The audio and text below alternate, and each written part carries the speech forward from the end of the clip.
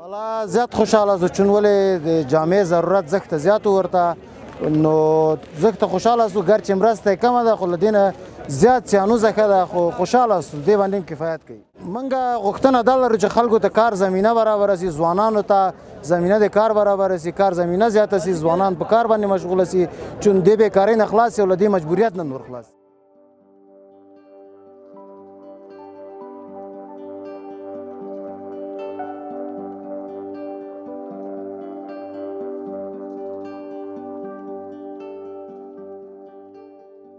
دا کومک په حساب راغلی یقینو که چې پرې شپږ 50 کاله عمر کې مې دغه اولین وار ده چې کومک اخیستی ما په افغانستان کې تر اوسه کومک نه و اخیستی دا خیر و برکت د اسلامي امارات ده چې د مخلوق غږ یې واورېده او ټولو مسلمانانو سره خدای اوس څه کومک ورسره وکړ الحمدلله خدای دې ټولو مسلمانان خوشحاله لري الله دې ټولو مسلمانانو ثواب وکړي خو خبره داسې ده چې خلک خو ډېرو شیو ته ضرورت لري دلته خو یو وریځې دي نو په یو وریځو خو چا ولاکه پرته اوسي باید غوړي چای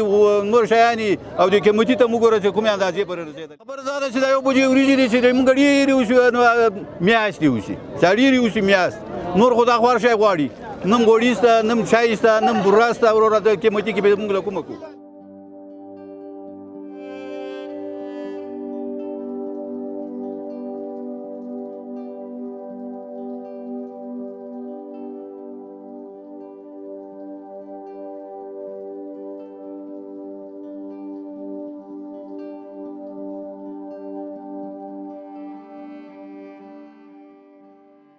امروز خب برای 3100 فامیل کمک شد برای هر یک فامیل 50 کیلو یا یک بوجی که 50 کیلو وزن از بود برنج داده شد البته این کمک دولت چین کرده بود برای ما و در این جمله 1000 فامیل صرف همشیرا ما بودند و 2100 فامیل برادرای ما بودند که اینا را ما از مختلف ناحیه‌های ولایت کابل که 22 ناحیه دارم از این جمع‌آوری کردیم بعد از سروی اینا را ما جدول کردیم امروز 3100 فامیل ما مواد داریم منګه د چین د هیواد نه مننه کوو او د دوی نه مو غوښتنه ده چې دغه مرستې دوامداره او د مرستو اندازه پراخه شي من د مثال په توګه د کابل د مهاجرینو ریاست د 15 لکه نه زیات عرایض د مستحقو خلکو تر اوسه پورې جمع کړي دي چې ټولو ته رسیدګي هم نه ده سوې او موږ هڅه کوو چې د نړیوالو خیریه بنسټونو او د مرستندویه هیوادونو په همکارۍ سره د کابل په شمول د ټولو ولایاتو کې د هغو مستحقینو عرایضو ته مثبت ځواب ولرو زر فامیله د خویندو لپاره مشخص شوي دي او 2000 فامیله چې تقریبا جمله 3000 فامیله کیږي د دوی لپاره دغه مرسته ویشل کیږي 5000吨大米小麦援助项目交接仪式，这次援助的粮食是中国今年运到阿富汗的第5批援助粮食，目前已经运了3800吨粮食到阿富汗，还有1600多吨在船上，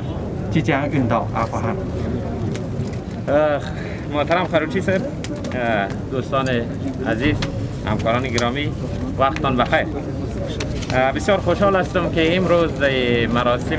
تحویل دهی 5000 تن مواد غذایی از جمله برنج و گندم به جانب افغانستان شرکت میکنم.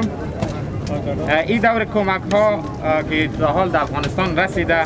در حدود دور پنجم کمک های امسال ماست که در حدود 3800 تن از کمک ها تحویل داده شده. 1600 تنش در کشتی است و به زودی به جانب افغانستان تحویل داده میشه. در حال انتقال به سوی افغانستان است.新冠肺炎疫情爆发以来，中国政府高度关注在疫情、动乱和旱灾影响下阿富汗民众的生活困境。目前，国际粮价大幅上升，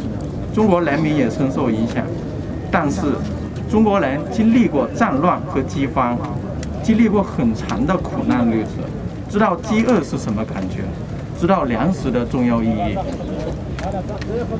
از زمان شیوع اپیدمی کرونا به این طرف دولت چین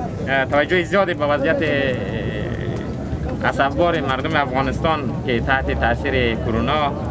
نارامی و خشکسالی قرار داشته است. در عین حال در حال حاضر قیمت‌های بین‌المللی مواد غذایی بسیار بالا رفته است و این روی مردم چین نیز تاثیر بسیار شدیدی داشته است. با این حال مردم چین جنگ‌ها و قحطی‌های زیادی را تجربه کرده، سختی‌های طولانی را اینا تجربه کرده و می‌دانند گرسنگی چی است، اهمیت غذا چی است و از همین رو چین تصمیم گرفته است تا به طور کامل به مردم افغانستان کمک ارائه نماید. دولت چین، سازمان‌های غیر دولتی، مردم چین، دوستان افغانستان و همچنان سفارت چین در افغانستان بیش از 50 میلیون دلار آمریکایی را به افغانستان مواد غذایی، دارو، ادویه و لوازم زمستانی کمک ارائه کرده است. پژواک خبری اژانس د پیښو رښتینې هنداره